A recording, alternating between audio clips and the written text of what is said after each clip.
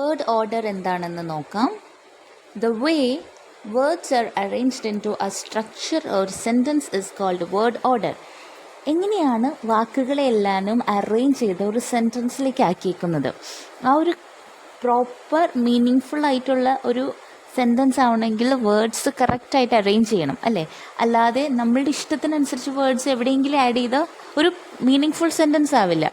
അങ്ങനെ കറക്റ്റായിട്ട് അറേഞ്ച് ചെയ്ത് വേർഡ്സ് വെച്ചേക്കുന്നതിനെയാണ് വേർഡ് ഓർഡർ എന്ന് പറയുന്നത്.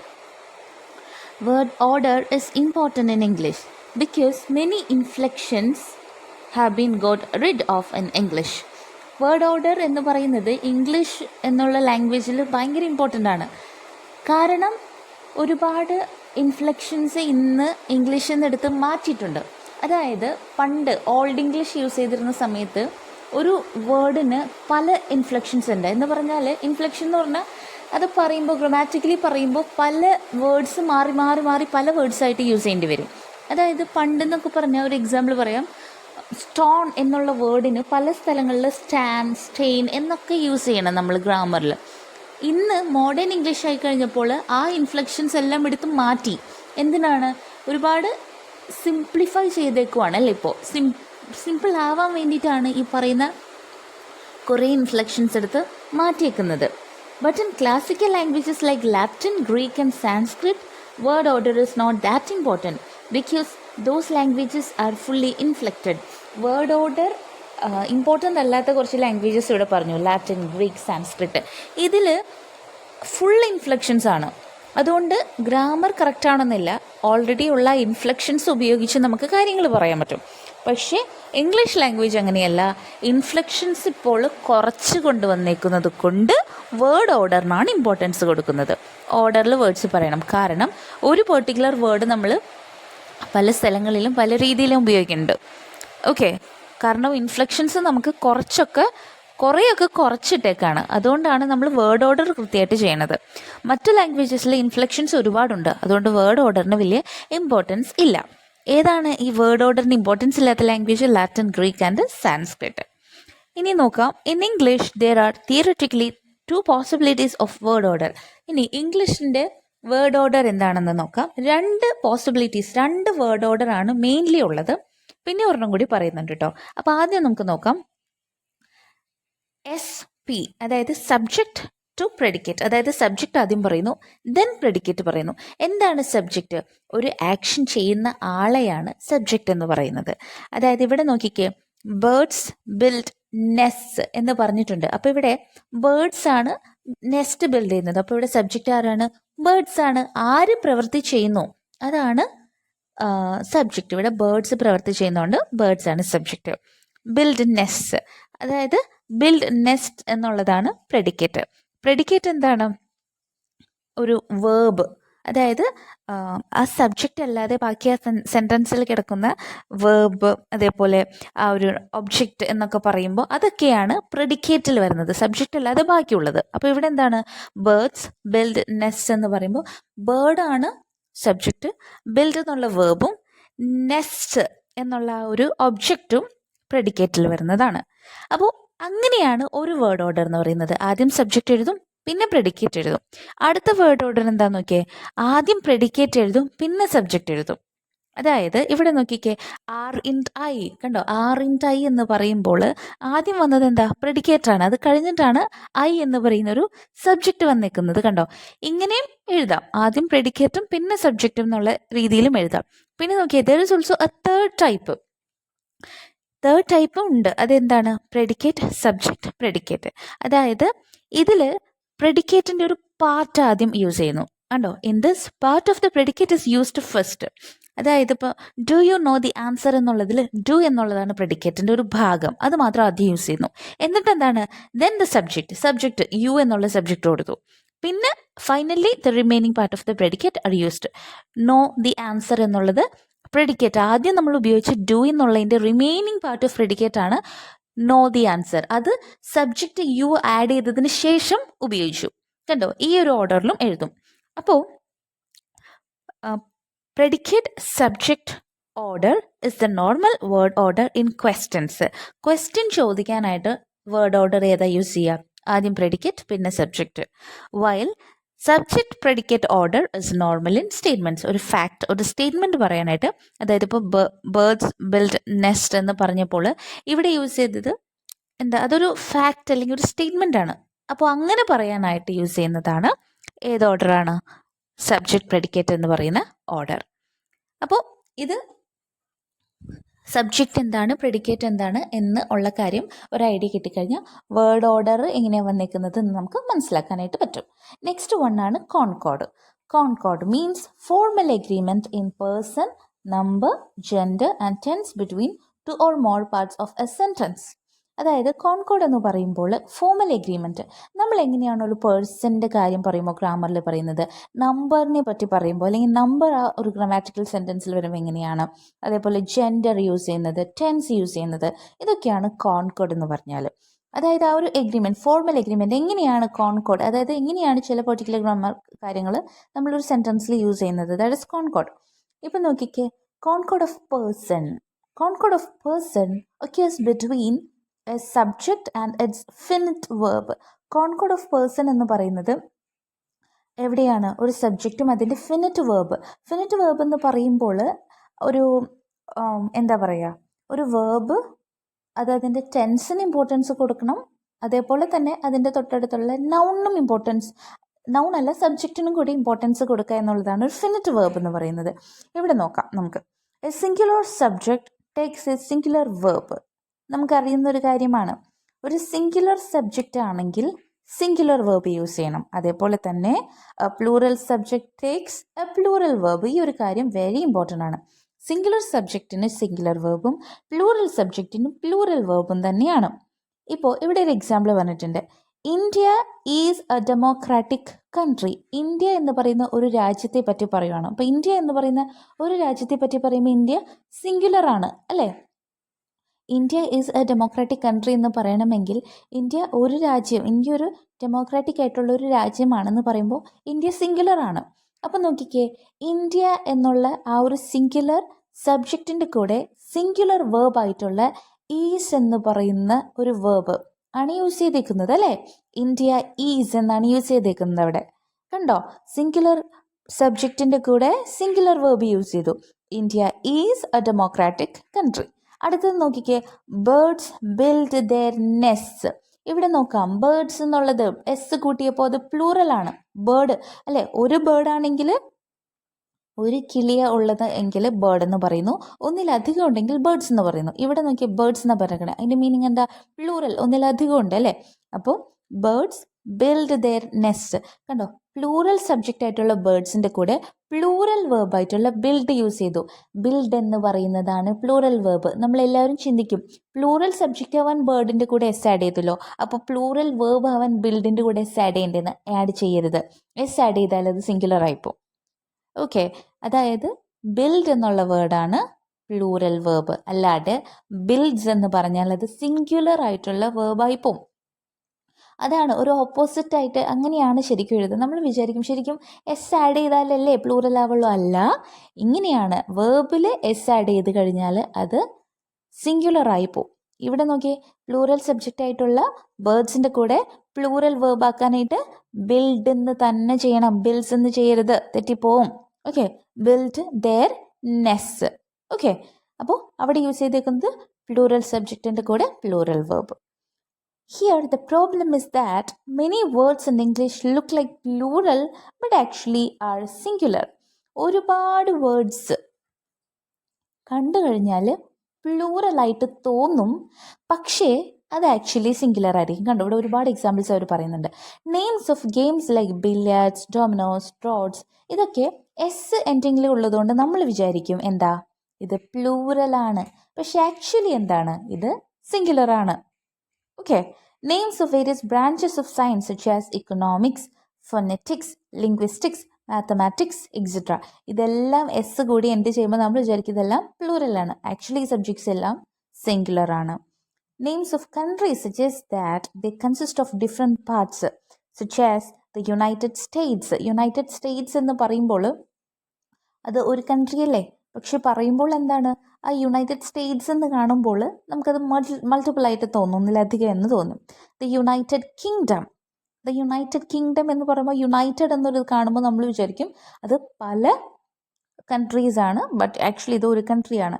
Works with the meaning of factory. Example, Chandran's works is very small. ചന്ദ്രൻ്റെ ഫാക്ടറി ഭയങ്കര ചെറുതാണെന്നാണ്. പക്ഷെ ഫാക്ടറി എന്നുള്ളതിനെ വർക്ക്സ് എന്നൊരു വേർഡ് യൂസ് ചെയ്യുമ്പോൾ അത് കാണുമ്പോൾ പെട്ടെന്ന് ഫാക്ടറി എന്നുള്ളതല്ല നമുക്ക് തോന്നുക. വർക്ക്സ് എന്ന് പറയുമ്പോൾ പെട്ടെന്ന് പ്ലൂറലായിട്ട് തോന്നും. ഇവിടെ ചന്ദ്രൻസ് വർക്ക്സ് എന്ന് ഉദ്ദേശിക്കുന്നത് ചന്ദ്രൻ്റെ ഫാക്ടറി എന്നാണ്. ഓക്കെ, അപ്പോൾ ആ ഒരു കേസിൽ വർക്ക്സ് എന്നുള്ള വേർഡ് ആദ്യം കാണുമ്പോൾ നമ്മൾ പ്ലൂറൽ എന്നല്ലേ ചിന്തിക്കുക വർക്ക്സ് എസ് കാണുമ്പോൾ. ആക്ച്വലി അത് സിംഗുലർ ആണ്. Expression of time and money. 100 years is a long time. 100 years എന്ന് പറയുമ്പോൾ നമ്മൾ ഒറ്റ ഇതിൽ യൂസ് ചെയ്താൽ മതി. 100 years എന്ന് പറയുമ്പോൾ 100 വർഷം അതാണ് ഉദ്ദേശിക്കുന്നത്. പക്ഷെ നമ്മളത് കേൾക്കുമ്പോൾ 100 വർഷത്തെ നമ്മൾ ചിന്തിക്കും. അതേപോലെ 10 rupees. 10 rupees എന്ന് പറയുമ്പോൾ നമ്മൾ വിചാരിക്കും 10 രൂപ. അതൊരു 10 രൂപയാണ് ഉദ്ദേശിക്കുന്നത്.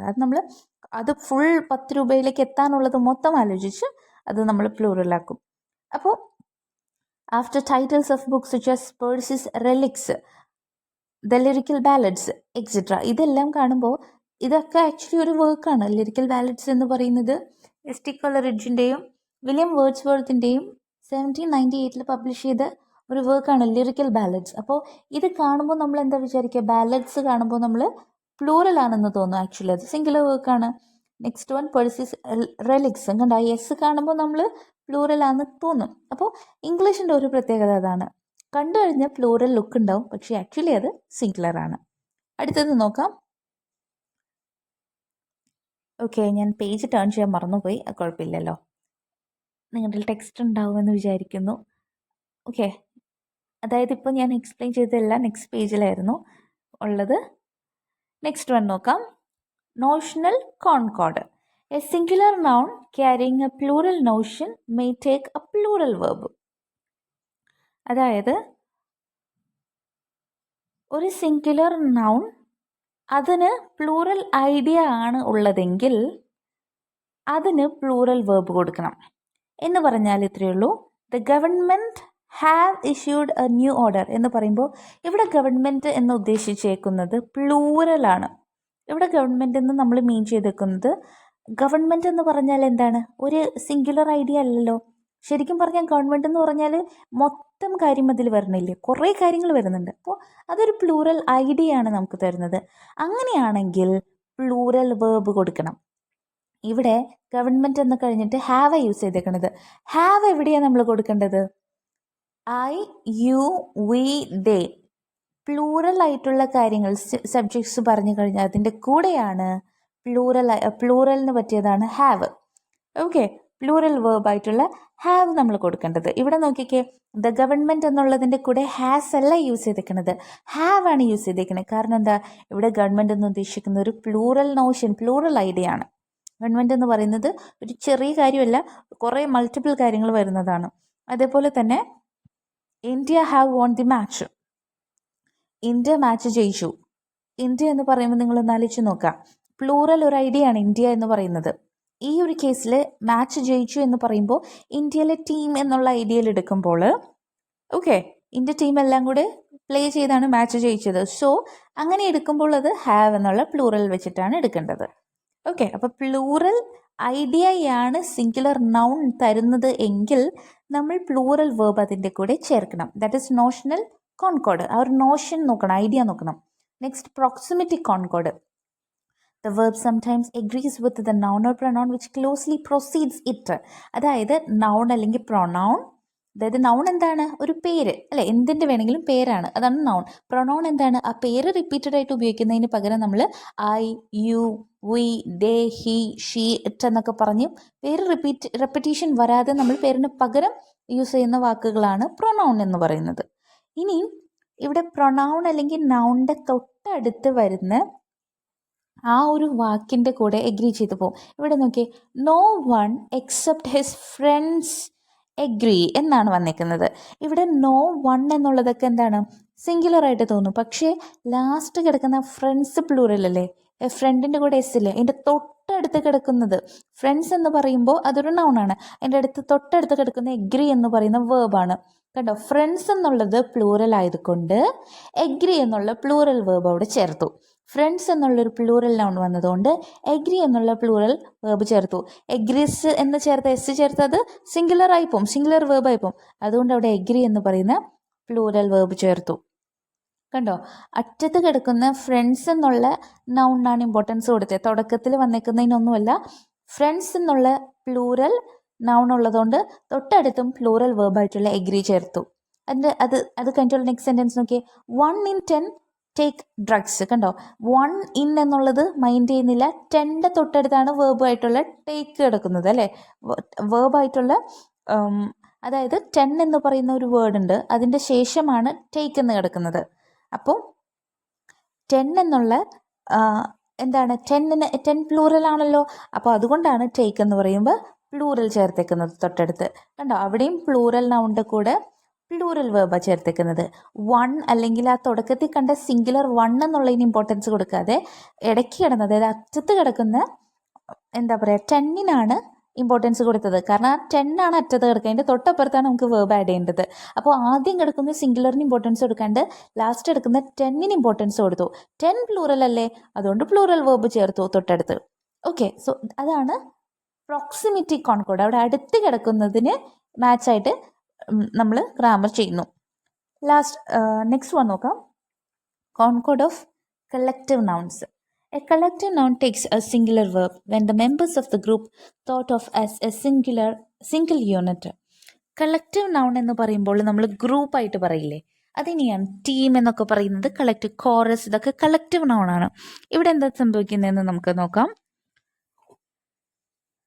ഇവിടെ നോക്കിക്കേ, collective noun takes a singular verb when the members of the group are thought of as a single unit. അതായത് ആ ഗ്രൂപ്പിലെ എല്ലാ ആളുകളെയും നമ്മളൊരു സിംഗിൾ യൂണിറ്റ് ആയിട്ടാണ് കണക്കാക്കുന്നത് എങ്കിൽ അവിടെ നമ്മൾ യൂസ് ചെയ്യേണ്ടത് സിംഗുലർ വേർബാണ്. പക്ഷേ members of the group are thought of individually, നമ്മൾ ഗ്രൂപ്പിലെ മെമ്പേഴ്സിനെ ഓരോരുത്തരെയും ഇൻഡിവിജ്വലിയാണ് കാണുന്നത് എങ്കിൽ അവിടെ യൂസ് ചെയ്യേണ്ടത് പ്ലൂറൽ വേർബുമാണ്. മനസ്സിലായോ? അപ്പം നോക്കാം, ഇവിടെ ആദ്യത്തെ നോക്കിയേ, the team is leaving for Australia today. അവിടെ എന്താ വന്നേക്കുന്നത്?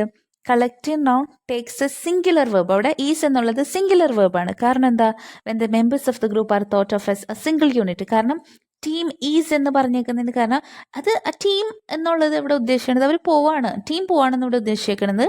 അത് ഒരു സിംഗിൾ യൂണിറ്റ് ആയിട്ടാണ് നമ്മൾ ഉദ്ദേശിക്കുന്നുള്ളൂ. ടീം ഈസ് ലിവിങ് ടുഡേ എന്ന് ഉദ്ദേശിക്കുന്നതിന് കാരണം അതൊരു സിംഗിൾ യൂണിറ്റ് ആയിട്ടാണ് നമ്മൾ അവരെ കണ്ടേക്കുന്നത്. ടീം പോവാണ്, അതിലൊന്നുമില്ല, ടീമിൽ എല്ലാവരും ഉണ്ട്, അവർ പോകണം, അത്രയേ ഉള്ളൂ.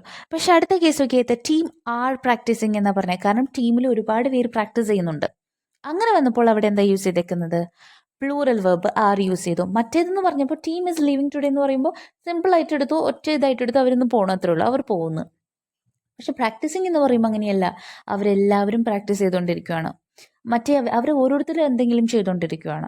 മറ്റേതൊരു ടീമാണ്, അവരെല്ലാവരും ഒന്ന് പോകുന്നത്. അതിൽ വേറെ കാര്യങ്ങൾ വേർബിൽ പറയാൻ മാത്രമൊന്നുമില്ല.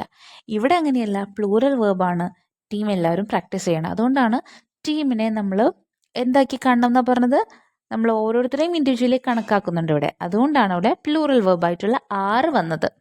മറ്റേ കേസിൽ ഓരോരുത്തരുടെയും നമ്മൾ മൈൻഡ് ചെയ്യുന്നില്ല, ഒറ്റ ഗ്രൂപ്പ് അവരൊന്ന് പോകണു, അത്രേ ഉള്ളൂ. മറ്റേത് അങ്ങനെയല്ല, ടീം ആർ പ്രാക്ടീസിങ്, ഓരോ മെമ്പേഴ്സും പ്രാക്ടീസ് ചെയ്തുകൊണ്ടിരിക്കുകയാണ്. സോ ദാറ്റ് ഇസ് വൈ അവിടെ ടീം ആർ എന്നുള്ള പ്ലൂറൽ വേർബ് യൂസ് ചെയ്തത്. അടുത്തത് നോക്കാം, concord of either or etcetera.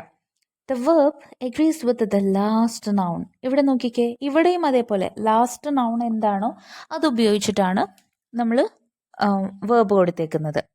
either the boy or his parents are at fault. കണ്ടോ, പാരൻസ് പ്ലൂറൽ ആയതുകൊണ്ട് അടുത്ത പ്ലൂറൽ വേർബ് കൊടുത്തു. either the parents or the boy is at fault. കണ്ടോ, or the boy, boy എന്നുള്ളത് singular ആയതുകൊണ്ട് is എന്ന് പറയുന്ന singular verb കൊടുത്തു.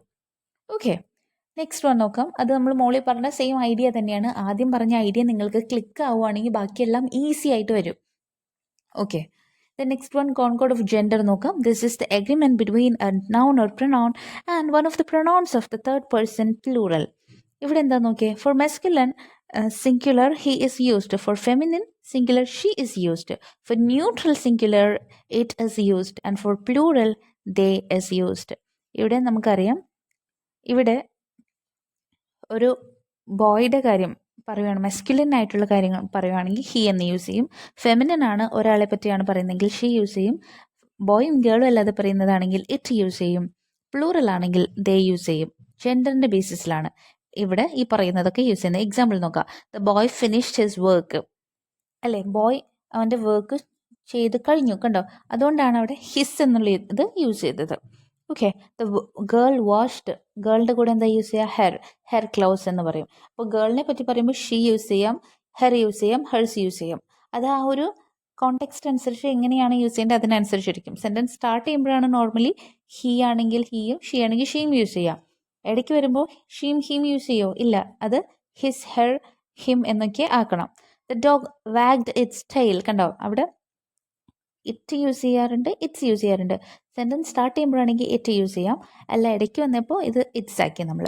The people cast their votes, കണ്ടോ? പീപ്പിൾ അവരുടെ വോട്ട്സ് ചെയ്തു എന്ന് പറയുമ്പോൾ ദെയർ ആണ്.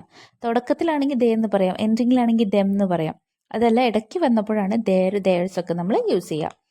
അതാണ് concord of gender. Next one concord of tenses നോക്കാം. This is also called sequence of tense. This is the relation between the tense in the main clause and that in the subordinate clause. ഇവിടെ നോക്കാം. ഇവിടെ എന്ന് പറഞ്ഞാൽ ടെൻസസിൻ്റെ ബേസിലാണ് concord. അതായത് when the main clause is in the past tense, the verb or verbs in the subordinate clause will be in the past tense. Main clause past ടെൻസിലാണെങ്കിൽ subordinate ക്ലോസിലുള്ള വേർബും വേർബ്സും പാസ്റ്റ് ടെൻസിൽ തന്നെ ആയിരിക്കും. അതായത് ആദ്യം എന്ത് വന്നു, ഏത് ടെൻസ് യൂസ് ചെയ്യണേ, അടുത്തതും ആ സെയിം ടെൻസ് തന്നെ ഉപയോഗിക്കണം എന്നുള്ളൂ. When the subordinate clause contains a universal truth, verb is in the present tense. Subordinate clause universal truth ആണ്. അതായത് ഇപ്പോൾ sun rises in the east എന്ന് പറയുമ്പോൾ അത് ഒരു ജനറൽ ട്രൂത്ത് ആണ്. അപ്പോൾ അതെപ്പോഴും സൺ റൈസസ് എന്നുള്ളത് പറയുന്നത് പ്രസന്റ് ടെൻസിലാണ്. റൈസസ് ഇൻ ദി ഈസ്റ്റ്, കണ്ടോ? അതൊരു ജനറൽ ട്രൂത്ത് ആയതുകൊണ്ടാണ് അവിടെ പ്രസന്റ് ടെൻസ് യൂസ് ചെയ്തത്. അവിടെ വേർബ് പ്രസന്റ് ടെൻസിൽ സൺ റൈസസ്, കണ്ടോ? റൈസസ് എന്ന് പറയുമ്പോൾ പ്രസന്റ് ടെൻസ് ആണ്. ഇൻ ദ ഈസ്റ്റ് അതൊരു ജനറൽ ട്രൂത്ത് പറഞ്ഞപ്പോഴാണ് പ്രസന്റ് ടെൻസ് യൂസ് ചെയ്യുക. When the verb main verb is in the present or future tense, there is no need of changing the tense of the verb in the subordinate clauses. Main verb എന്ന് പറയുന്നത് present tense അല്ലെങ്കിൽ future tense ആണെങ്കിൽ വേർബിൻ്റെ tense മാറ്റണമെന്നില്ല, subordinate ക്ലോസിൽ മാറ്റണമെന്നില്ല. ഇതിൽ പിന്നെ examples ഒന്നും പറയുന്നില്ല, just ഒരു സ്റ്റേറ്റ്മെൻറ്റ്സ് ആണ് പറഞ്ഞേക്കുന്നത്. അതാണ് കോൺകോർഡ് ഓഫ് ടെൻസസിൽ വരുന്നത്. അപ്പോൾ ഇത്രയാണ് കോൺകോർഡിൽ നമ്മൾ ശ്രദ്ധിക്കേണ്ട കാര്യങ്ങൾ. അടുത്തത് നോക്കാം, semantics. Semantics is the aspect of linguistics that studies the meaning of words. Semantics എന്ന് പറയുന്നത് വേർഡ്സിൻ്റെ മീനിങ് പഠിക്കുക എന്നുള്ളതാണ്. Some linguist treat semantics as the most important component in linguistics.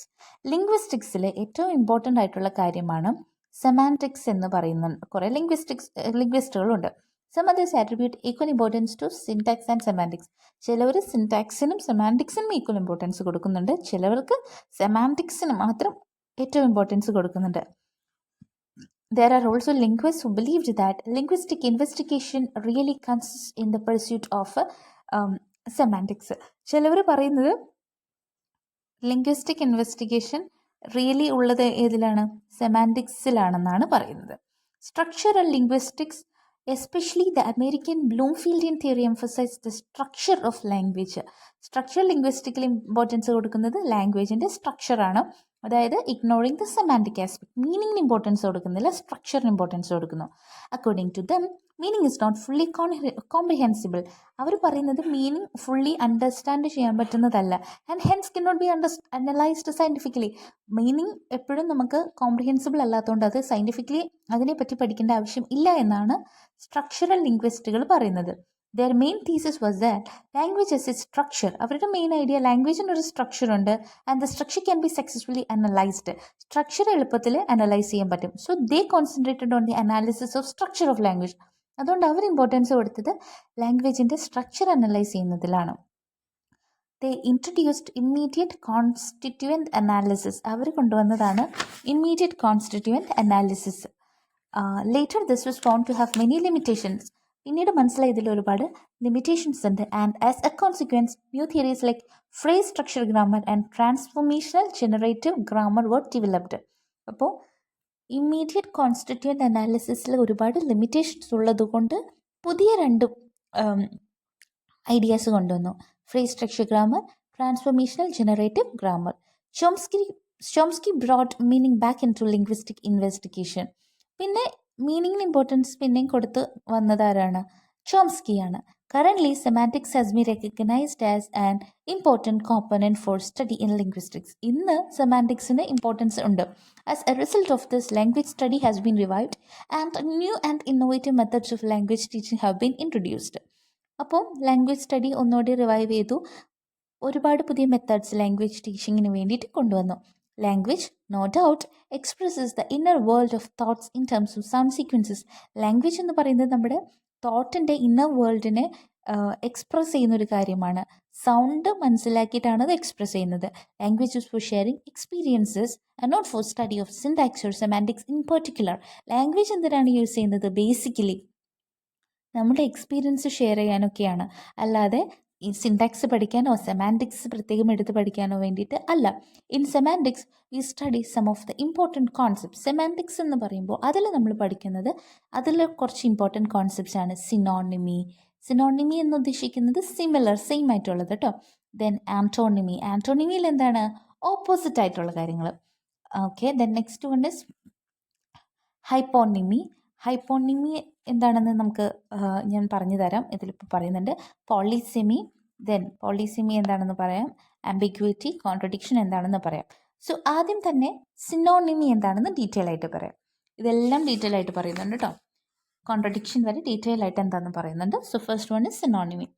സിനോണിമി എന്ന് പറയുന്നത്, synonymy is a situation in which morphemes and words have the same meaning but different structures. അതായത് same ആയിട്ടുള്ള മീനിങ്ങൾ നമ്മൾ പല വാക്കുകൾ ഉപയോഗിക്കും. നിങ്ങളോട് പറയാറുണ്ട് സിനോണിംസ് ഉപയോഗിക്കുക.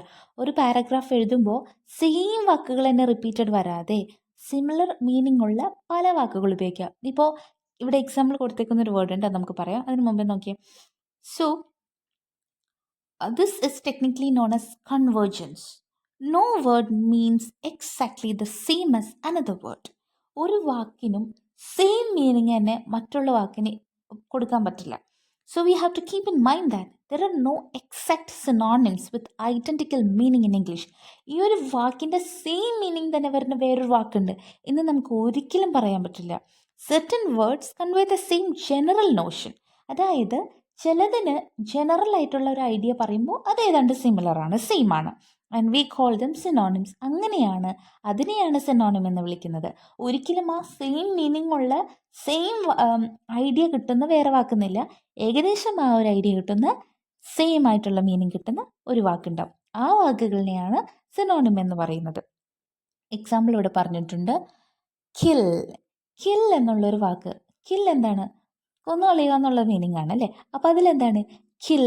അതിൻ്റെ സിനോണിം എഴുതാൻ പറഞ്ഞാൽ നമുക്ക് സ്ലേ എഴുതാം, മർഡർ, എക്സിക്യൂട്ട്, സ്ലോട്ടർ, കേട്ടോ. അങ്ങനെ പല വാക്കുകൾ എഴുതാം. പിന്നെ നോക്കിയേ, എനിമിക്ക് എന്തൊക്കെ എഴുതാം? Enemy, opponent, adversary.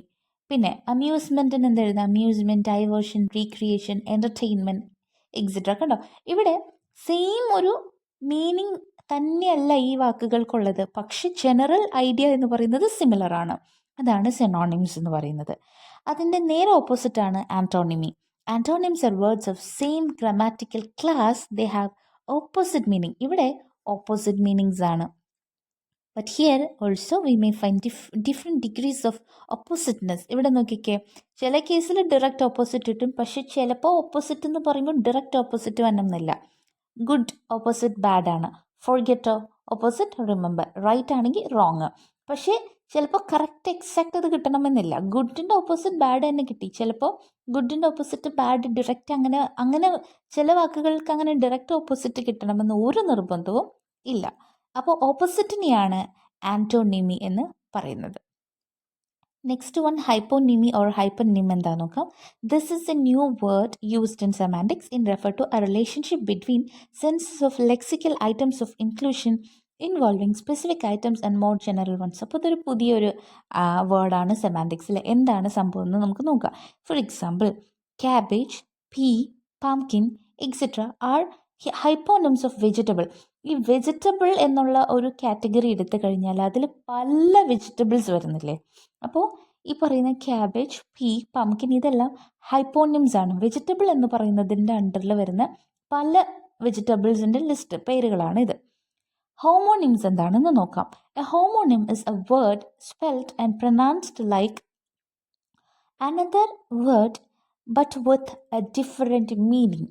ഹോമോണിം എന്ന് പറയുമ്പോൾ സ്പെൽ ഏതാണ്ട് സെയിം ആണ്, സ്പെൽ എക്സാക്ട് സെയിം ആണ്, പക്ഷേ പ്രൊനൗൺസ് ചെയ്യുന്നത് എന്താ പറയുക, ഒരു ഡിഫറെൻറ്റ് മീനിങ്ങിലായിട്ടാണ്. ഇപ്പം നോക്കിക്കേ, ബാങ്ക്, ബാങ്ക് എന്നുള്ള ആ ഒരു വേർഡ് സ്പെല്ലിംഗ് സെയിം ആണ്, പ്രൊനൗൺസിയേഷനും സെയിം ആണ്, പക്ഷേ മീനിങ് ഡിഫറെൻ്റ് ആയിട്ട് പല കോണ്ടെക്സ്റ്റ്. അതായത് ഫിനാൻഷ്യൽ ഇൻസ്റ്റിറ്റ്യൂഷൻ, അതായത് ബാങ്ക് ഉണ്ട്, നമ്മൾ പോകുന്ന പൈസ എടുക്കാൻ പോകുന്ന ബാങ്ക് ഉണ്ട്, റിവർ ബാങ്ക് ഉണ്ടല്ലോ, സ്പെല്ലിംഗ് സെയിം ആണ്, പ്രൊനൗൺസിയേഷനും സെയിം ആണ്, പക്ഷേ മീനിങ് ഡിഫറെൻ്റ് ആണ്. അതിനെയാണ് ഹോമോണിംസ് എന്ന് പറയുന്നത്. ഓക്കെ, ഹോമോണിമിൽ എന്താ ഡിഫറെൻ്റ് ആയിട്ടുള്ളത്? മീനിങ് ആണ് ഡിഫറെൻറ്റ്. ഹോമോഫോണിലോ, homophone is a word pronounced like another word but with a different meaning or spelling. Homophone എന്ന് പറയുമ്പോൾ സ്പെല്ലിംഗ് ഡിഫറെൻ്റ് ആണ്, പ്രൊനൗൺസിയേഷൻ ഫോൺസ് ആണ്, പ്രൊനൗൺസിയേഷൻ ആണ് ഹോമോ സിമിലർ. അതായത് പ്രൊനൗൺസിയേഷൻ മീനിങ് നമ്മൾ പറയുമ്പോൾ ഉച്ചാരണം, അറ്ററൻസ് ആണ് സിമിലർ ആയിട്ടുള്ളത്, സെയിം ആയിട്ടുള്ളത്. സി, അതായത് SEA എന്ന് പറയുന്ന കടൽ, SEE എന്ന് പറഞ്ഞ് കാണുക, രണ്ടും പറയുമ്പോൾ സെയിം ആണ് അല്ലേ, പ്രൊനൗൺസിയേഷൻ സെയിം ആണ്, പക്ഷേ സ്പെല്ലിങ്ങും ഡിഫറെൻ്റ് ആണ്, മീനിങ്ങും ഡിഫറെൻ്റ് ആണ്. സം, SOME സമ്മും, SUM സമ്മും. ഓക്കെ, അതേപോലെ നോക്കിയാൽ homograph. Homograph meaning, a homograph is a word written like another word but with a different meaning or pronunciation. അപ്പോൾ ഹോമോഗ്രാഫ് എന്ന് പറഞ്ഞാൽ പറയുമ്പോൾ ഡിഫറെൻ്റ് ആയിരിക്കും, അതേപോലെ തന്നെ മീനിങ്ങും ഡിഫറെൻ്റ് ആയിരിക്കും, എഴുതുമ്പോൾ സിമിലർ ആയിരിക്കും. അതാണ് ഹോമോഗ്രാഫ്. ഗ്രാഫ്, അതായത് എഴുതുമ്പോൾ സിമിലർ ആവുന്നു. ഹോമോഗ്രാഫ് എന്ന് പറയുമ്പോൾ എഴുത്ത് സിമിലർ ആണ്, അതാണ് ഹോമോഗ്രാഫ്. എക്സാമ്പിൾ നോക്കാം. BOW എന്നുള്ള സെയിം സ്പെല്ലിംഗ് ആണ്, അതിന് ബൗ എന്നും വായിക്കും, ബൗ എന്നും വായിക്കും. ബൗ ഔ സൗണ്ടിലും വായിക്കുന്നുണ്ട്, ഔ സൗണ്ടിലും വായിക്കുന്നുണ്ട്. കണ്ടോ? അപ്പോൾ മീനിങ്ങും ഡിഫറെൻ്റ് ആണ്, പ്രൊനൗൺസിയേഷൻ ഡിഫറെൻ്റ് ആണ്. അതാണ് ഹോമോഗ്രാഫിൻ്റെ പ്രത്യേകത. Next one, polysemy or multiple meaning. Polysemy is a common phenomenon described in semantics. Polysemy എന്ന് പറയുന്നത് കോമൺ ആയിട്ടുള്ള ഫിനോമിനൻ എന്ന് പറഞ്ഞാൽ it is a situation in which a word has more than one meaning. ഒരു വാക്ക് അതിന് ഒന്നിലധികം മീനിങ് ഉണ്ടാവും. The same word may have different meanings listed in the dictionary. അതായത് ഒരു വാക്കായിരിക്കും, പക്ഷേ അതിന് പല മീനിങ്സ് ആണ്. ഇപ്പം നോക്കിയേ, ഡു യു നീഡ് ഗ്ലാസസ് എന്നുള്ളതിന് പല മീനിങ് ഉണ്ട്. അതായത് do you need glasses four reading, അതായത് നമ്മുടെ കണ്ണട വേണമെന്നുള്ള മീനിങ് ഉണ്ട്. Do you need drinking glasses, വെള്ളം കുടിക്കാൻ ഗ്ലാസ് വേണമെന്ന് മീനിങ് ഉണ്ട്. ഡു യു നീഡ് ഗ്ലാസസ് എന്ന് ചോദിച്ചാൽ രണ്ട് മീനിങ് ഉണ്ട്. കണ്ടോ? മൾട്ടിപ്പിൾ മീനിങ് വരുന്നതിനെയാണ് പോളിസെമി എന്ന് പറയുന്നത്. നെക്സ്റ്റ് വൺ, ആംബിഗ്വിറ്റി ആണ്. This is a situation in which an utterance may have more than one interpretation due to different reasons. അതായത് ഒന്നിലധികം ഇൻ്റർപ്രിട്ടേഷൻസ് അതിന് കൊടുക്കാം, പല റീസൺസ് ഉണ്ട് അതിന്. Ambiguity is of 3 types. Lexical ambiguity, അതായത് നോക്കിയേ, this is a situation in which word has different dictionary meaning. Different ആയിട്ടുള്ള ഡിക്ഷണറി മീനിങ്സ് കാരണം നമുക്കൊരു അതായത് നമുക്ക് ഒന്നില്ല ഇങ്ങനെയാണോ അതോ അങ്ങനെയാണോ ഉദ്ദേശിച്ചത് എന്ന് തോന്നും. I met them by the bank എന്ന് പറയുമ്പോൾ ബാങ്ക് എന്ന് ഉദ്ദേശിച്ചത് ഏത് ബാങ്കാണെന്ന് ഡൗട്ട് തോന്നും. ഒന്ന് ഫിനാൻഷ്യൽ ഇൻസ്റ്റിറ്റ്യൂഷൻ ആയിട്ടുള്ള ബാങ്ക്, അല്ലെങ്കിൽ ബാങ്ക് ഓഫ് എ റിവർ ആണ് ഉദ്ദേശിച്ചത്. എന്താണ്, എവിടെയാണ് മീറ്റ് ചെയ്തത് എന്ന് ഉള്ളത് നമുക്ക് ഒരു കൺഫ്യൂഷൻ തോന്നും, ആംബിഗ്വിറ്റി തോന്നും. That is lexical ambiguity. ഇവിടെ ഈ വാക്ക് കാണുമ്പോൾ നമുക്ക് ഒരു ഐഡിയ കിട്ടുന്നില്ല അല്ലേ. ബാങ്ക് എന്നുള്ള വാക്കിൽ എന്താണ് ഉദ്ദേശിച്ചത് നമുക്ക് മനസ്സിലാവുന്നില്ല. ഫിനാൻഷ്യൽ ഇൻസ്റ്റിറ്റ്യൂഷൻ എന്നുള്ള ബാങ്ക് ആണോ, റിവർ ബാങ്ക് ആണോ എന്ന ഐഡിയ കിട്ടുന്നില്ല. That is lexical ambiguity. Next, constructional or structural ambiguity. And old lecturers gown. കണ്ടോ? ആൻഡ് ഓൾഡ് ലെക്ചറേഴ്സ് ഗൗൺ എന്നുള്ളതിൻ്റെ രണ്ട് സെൻസിൽ നമുക്ക് എടുക്കാം. ഒന്ന്, ആൻഡ് ഓൾഡ് ലെക്ചറേഴ്സ്, അതായത് whether the lecture is old, lecturer വയസ്സായതെന്നാണോ, or the gown is old, അതോ ഗൗൺ ഓൾഡ് ആണെന്നാണോ. കണ്ടോ, ആ ഒരു കൺസ്ട്രക്ഷൻ, ആ ഒരു സ്ട്രക്ചറിൽ ആൻ ഓൾഡ് ലെക്ചറേഴ്സ് ഗൗൺ എന്ന് പറയുമ്പോൾ ഓൾഡ് എന്ന് ഉദ്ദേശിക്കുന്നത് ഗൗണിനെയാണോ ലെക്ചററിനെയാണോ എന്ന് മനസ്സിലാവുന്നില്ല. അത് ആ സെൻറ്റൻസിൻ്റെ പ്രശ്നമാണ്. That is structural or constructional ambiguity. Next one is derivational or grammatical ambiguity. This is the ambiguity that arises when two deep structures are fused into one surface structure. ഇവിടെ എന്താ സംഭവിച്ചേക്കണേന്ന് നോക്കാം. They are hanging curtains. ഈ ഒരു example എടുത്ത് നോക്കാം. ഇതിൽ രണ്ട് deep structures ഉണ്ട്. അതായത് ദേ എന്ന് ഉദ്ദേശിക്കുമ്പോൾ ദോസ് കർട്ടൻ എന്നാവാം, ആർ മെൻറ്റ് ഫോർ ഹാങ്ങിങ്. ദേ ആർ ഹാങ്ങിങ് കർട്ടൻസ് എന്ന് പറയുമ്പോൾ ദേ എന്ന് ഉദ്ദേശിച്ചേക്കുന്നത് കേർട്ടന് തന്നെയാണോ, അല്ലെങ്കിൽ ദേ എന്ന് ഉദ്ദേശിക്കുന്ന ആളുകളെയാണോ? ഓക്കെ, ദോസ് പീപ്പിൾ ആർ ഹാങ്ങിങ് കേർട്ടൻസ് എന്ന് ഇവിടെ ദേ എന്ന് ഉദ്ദേശിക്കുന്നത് ആളുകളെ ദേ എന്ന് പറയാം, അതോ ഹാങ് ചെയ്ത് കിടക്കുന്ന കേർട്ടനെയാണോ ദേ എന്ന് ഉദ്ദേശിക്കുന്നത് എന്നൊരു ഡൗട്ട് വന്നു കേട്ടോ. അതൊരു ഗ്രമാറ്റിക്കൽ ഡെറിവേഷണൽ ആംബിഗ്വിറ്റിയാണ്. ആദ്യത്തെ കേസിൽ ഹാങ്ങിങ് എന്നുള്ളത് ഒരു ജെറണ്ടായിട്ടാണ് യൂസ് ചെയ്തിരിക്കുന്നത്. അടുത്ത കേസിൽ നോക്കിക്കേ, അതൊരു പ്രസൻറ്റ് പാർട്ടിസിപ്പിൾ ആയിട്ടാണ് ഇവിടെ ഉപയോഗിച്ചേക്കുന്നത്. ഇവിടെ കണ്ടോ, ഇവിടെ ദേ ആർ ഹാങ്ങിങ് കർട്ടൻസ് എന്ന് പറയുമ്പോൾ ഇവിടെ ഫസ്റ്റ് കേസിൽ കേർട്ടനെ തന്നെയാണ് ഇവിടെ മീൻ ചെയ്തിരിക്കുന്നത്. നെക്സ്റ്റ് കേസിൽ ദേ എന്ന് ഉദ്ദേശിക്കുന്നത് ആളുകളെയാണോ എന്നൊരു കൺഫ്യൂഷൻ ഇവിടെ വരുന്നുണ്ട് കണ്ടോ. സോ അതാണ് ഡെറിവേഷണൽ ഓർ ഗ്രമാറ്റിക്കൽ ആംബിഗ്വിറ്റി എന്ന് പറയുന്നത്. ലാസ്റ്റ് വൺ ആണ് contradiction. This is a situation in which two clauses may appear to contradict each other in meaning. അതായത് in poetry such contradictions are used as rhetorical devices. He is a bachelor with 3 children എന്ന് പറയുമ്പോൾ ഇത് poets use ചെയ്യുന്ന ഒരു സ്റ്റൈലാണ്.